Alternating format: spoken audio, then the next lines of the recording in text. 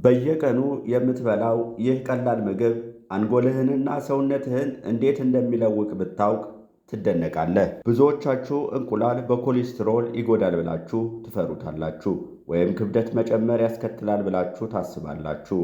ነገር ግን እውነታው ከዚህ የተለየ ነው። በትክክል ከተመገቡት እንቁላል ክብደት ለመቀነስ፣ አንጎልን ለማነቃቃት፣ የአይን ጤናን ለመጠበቅ፣ እርጅናን የሚገታና የጡንቻን ጥንካሬ የሚገነባ መሰረታዊ ምግብ ነው። በዚህ ቪዲዮ ውስጥ የምናየው አንድ እንቁላል በውስጡ የያዛቸው አስገራሚ 5 ወሳኝ ጥቅሞች በሳይንስ እንመለከታለን። እንቁላል ለመመገብ ምርጡን መንገድ እናያለን። መብላት የሌለባችሁ ሰዎች እነግራችኋለሁ። ክፍል 1 እንቁላል የተፈጥሮ ሱፐር ፉድ። እንቁላል የተፈጥሮ መልቲቫይታሚን ብለን የምንጠራው ማጋነን አይደለም። እኛ በገንዘባችን በቀላሉ የምንገዛው የንጥረ ነገር እሽግ ነው። በሰውነታችን የሚያስፈልጉ ወሳኝ ነገሮች በሙሉ ከሞላ ጎደል በአንድ ትንሽዬ ቅርጽ ይዟል። የንጥረ ነገር ሀብት። አንድ መካከለኛ እንቁላል የሚይዘውን ተመልከቱ። በአማካይ 75 ካሎሪ ብቻ ቢይዝም እስከ 6 ግራም ጥራት ያለው ፕሮቲን አለው። ከዚያም በላም ለአንጎላችን ወሳኝ የሆነው ኮሊንና ለሰውነታችን የሚያስፈልጉት የተለያዩ ቫይታሚኖችን በውስጡ ይዟል። ወሳኝ እውነታ፣ የአሚኖ አሲድ ሚስጥር። እንቁላል የተሟላ ፕሮቲን ነው። ብዙ ሰዎች ስለ ፕሮቲን ያወራሉ፣ ነገር ግን እንቁላል ከሌሎች ፕሮቲኖች በምን ይለያል? እንቁላል ሰውነታችን በራሱ ማምረት የማይችላቸው 9 አስፈላጊ አሚኖ አሲዶች በሙሉ ይዟል። ይህ ማለት ሰውነታችን ፕሮቲኑን ሙሉ በሙሉና በትክክል ለመጠቀም የሚያስፈልገው ግንባታ በአንድ ጊዜ አግኝቷል ማለት ነው። ለዚህም ነው እንቁላል ምርጥ በሰውነታችን በቀላሉ የሚዋሃድ ፕሮቲን የምንለው። አሁን እንቁላል ጤናማ መሆኑን አውቀናል። ቀጥሎ ደግሞ ወደ ክፍል 2 እንለፍና እነዚህ ንጥረ ነገሮች ለጤናችን የሚሰጡት 5 አስገራሚ ጥቅሞች በዝርዝር እንመለከታለን። ክፍል 2 አስገራሚ የጤና ጥቅሞች። በመጀመሪያ ክፍል እንቁላል በንጥረ ነገሮች ምን ያህል እንደታጨቀ ተመልክተናል። አሁን ደግሞ እነዚያ ንጥረ ነገሮች ወደ እውነተኛ የጤና ጥቅም ሲለወጡ ምን እንደሚመስል እንይ። እነዚህ 5 ጥቅሞች እንቁላልን በየቀኑ መመገብ የምንጀምርበት ምክንያት ይሆናሉ። አንደኛ፣ ለአንጎል ጤናና ትውስታ። ንጥረ ነገር ኮሊን። እንቁላል ለአእምሯችን ወርቅ ነው። እንቁላል ውስጡ ያለው ኮሊን የሚባል ንጥረ ነገር አለ። ይህ ንጥረ ነገር የአንጎል ሴሎች እርስ በርስ በፍጥነትና በብቃት እንዲግባቡ የሚያደርገውን አሴቲል ኮሊን የተባለውን ኒውሮትራንስሚተር ለመስራት በጣም ወሳኝ ነው። በተለይ ለእርግዝናና ለጡት ማጥባት ጊዜ የአእምሮ እድገት ወሳኝ ነው። ልጆቻችሁ ብልህ እንዲሆኑ ከፈለጋችሁ እንቁላል መመገብ አትዘንጉ። ሁለተኛ፣ ለዓይን ጥበቃ። ንጥረ ነገር ሉቲን እና ዛክሳንቲን። አይናችን ከጎጂ የፀሐይ ጨረሮች የሚከላከሉ ውስጣዊ የፀሐይ መነጽሮች እንዳሉ ያውቃሉ? እነዚህም ሉቲንና ዛክሳንቲን ናቸው። እነዚህ አንቲኦክሲዳንቶች በእንቁላል አስኳል ውስጥ በብዛት ይገኛሉ።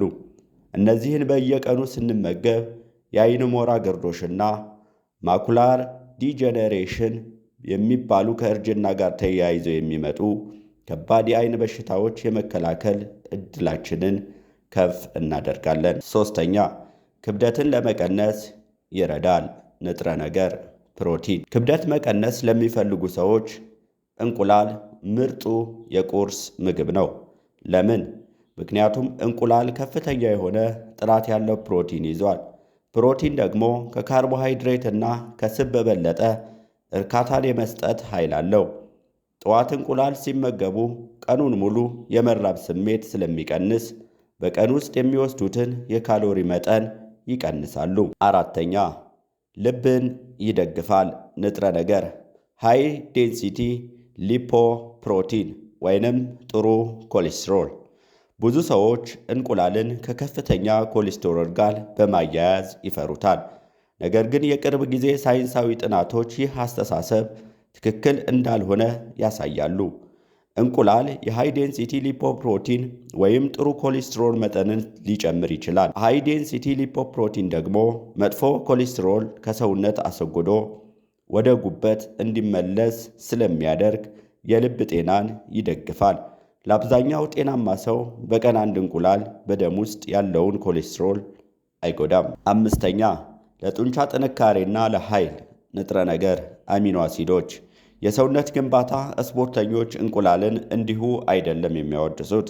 እንቁላል ውስጥ ያለው ሙሉ ፕሮቲንና አስፈላጊ አሚኖ አሲዶች ለጡንቻዎች ጥገናና ፈጣን እድገት በጣም ወሳኝ ናቸው።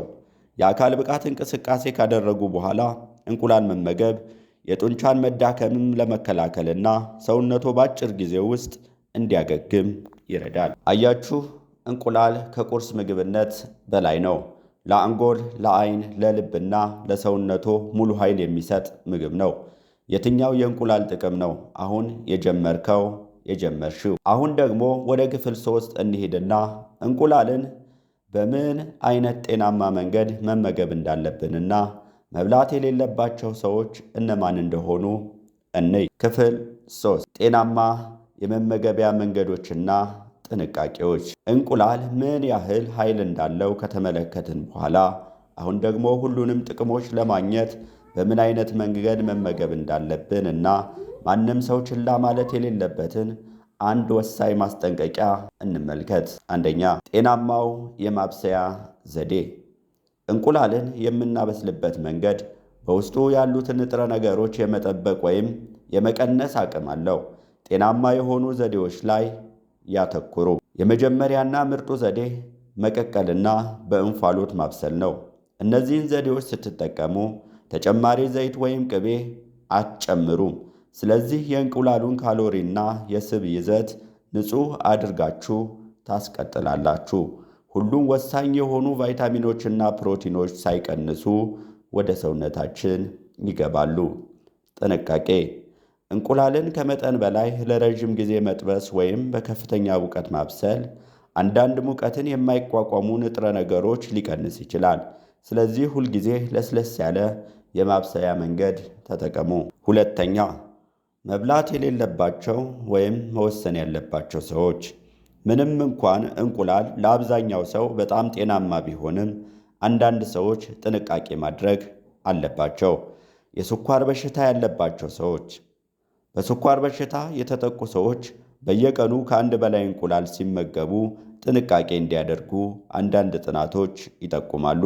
ምክንያቱም የደም ስኳርን የሚቆጣጠር የኢንሱሊን የመስራት አቅም ላይ ተጽዕኖ ሊያደርግ ይችላል። ስለዚህ ከዶክተሩ ጋር መመካከር አስፈላጊ ነው። ከፍተኛ የልብ በሽታ አደጋ ያለባቸው ሰዎች። በጣም ከፍተኛ የኮሌስትሮል መጠን ያላቸው ወይም ከፍተኛ የልብ ህመም ታሪክ ያላቸው ሰዎች የእንቁላል ፍጆታቸው መገደብ ሊያስፈልጋቸው ይችላል። ጠቃሚ አማራጭ። እነዚህ ሰዎች እንቁላልን ሙሉ በሙሉ ከመተው ይልቅ የእንቁላል ነጩን ብቻ መጠቀም ያስቡበት። የእንቁላል ነጩ በዋናነት ንጹህ ፕሮቲን ሲሆን ኮሌስትሮል የሚገኘው ደግሞ በአስኳል ውስጥ ነው። 3ኛ ለዕለታዊ አመጋገቦ ማጠቃለያ። በአጠቃላይ ጤናማ ሰው ከሆኑ በቀን 1 ወይም 2 እንቁላል መመገብ ከላይ ያየናቸው ሁሉም አስደናቂ ጥቅሞች ይሰጦታልና የልብ ጤናውን አይጎዳም። እንቁላሎን ከሌሎች እንደ አትክልትና እህል ጋር ካሉ ጤናማ ምግቦች ጋር አዋህዱ። ታዲያ ከዛሬ ጀምሮ የእንቁላል ኃይል በአመጋገባችን ውስጥ ለመጠቀም ዝግጁ ኖት? የምትወዱት የእንቁላል አሰራር ዘዴ ከታች በኮመንት ላይ አሳውቁኝ። ቪዲዮውን ከወደዱት ላይክ እና ሼር ያደርጉት። አዳዲስ መረጃዎች እንዳያመልጦት ሰብስክራይብ ማድረጎን አይዘንጉን። በሚቀጥለው ቪዲዮ እስከምንገናኝ ቸርን ሰንብት።